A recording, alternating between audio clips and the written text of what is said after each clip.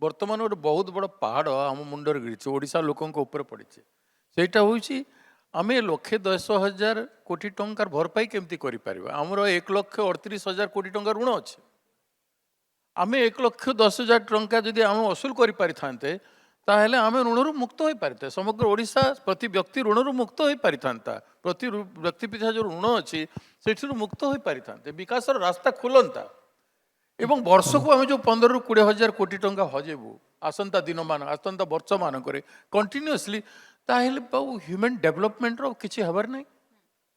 खाली कंपनी रो इन्वेस्टमेंट आउ टार्गेट को नहीं करी राज्य चलिबो ए डबल इंजन सरकार कोन एटा लक्ष्य ए लक्ष्य रे कोन ओडिशा आगे पाइबो गोटे स्किल डेवलपमेंट तासे जोड़िले ह्यूमन डेवलपमेंट ना रे गोटे सर टिके चासी मन कोटी पचर नै कि पचरबी सर आपण समस्त उत्तर देबे कारण आमे लगातार देखिलु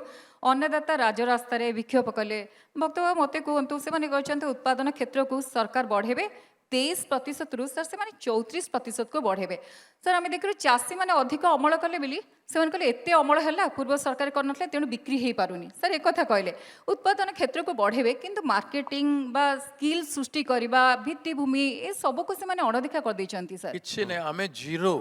आमे विगत किछि वर्ष रे आमे स्टोरेज फैसिलिटी मंडी मानकरे करिनाहु गोडाउन मानकरे नाही मिल मानकरे स्टोरेज व्यवस्था नाही एफसीआई वेयर हाउस गोडाउन मानकर बहुत दरकार अछि जोटी नाही तेणु डिस्ट्रेस सेल रे सब वर्ष सेल होबा पई बाध्य 10 केजी काटुछंती 250 टंका काटुछंती ब्रॉडर कॉन्टेक्स्ट रे non farmer exploit the farmer ताको बंद करिया दरकार से ट्रेंड बंद हला की non producer is exploiting the producer shareholders are benefiting stakeholders are suffering stakeholders are suffering but shareholders are benefiting ये ट्रेंड बंद हेले जाए कि हमें विकास रास्ता रे आसीबा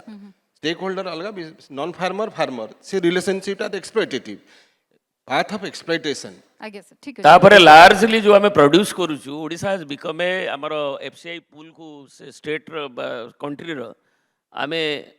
प्रोड्यूस कले हमें अभावी रु प्रभावी राज्य हेले फांसी पुंजी रो दिन नाही किंतु हमें जो प्रोड्यूस करूचे ताकू आमर एते सरप्लस प्रोडक्शन अच्छी ओडिशा कृषि कर्मणा अवार्ड पाइला we have to change it crop diversification करवा कथा एवं आम सेरियल ठू नहीं आमर जो 10टा एग्रो क्लाइमेटिक जोन से आम प्रोड्यूस करवा कथा एवं ऑर्गेनिक प्रोड्यूस करवा कथा एवं जहाँ जोटा कि एक्सपोर्ट वेराइटीर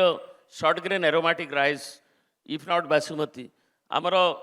सीआरआर अच्छे आम गवेषणा केन्द्र अच्छी आमर कृषि विज्ञान केन्द्र सब डिस्ट्रिक्ट अच्छी आम एग्रो क्लाइमेटिक जोन रे डिफरेंट प्रोडक्ट आम अदर देन राइस कि राइस जदि कर एक्सपोर्ट वेराइटी ताले बैग धरिकी ये जीव नहीं कि प्रतारणार शिकार हेनी चाषी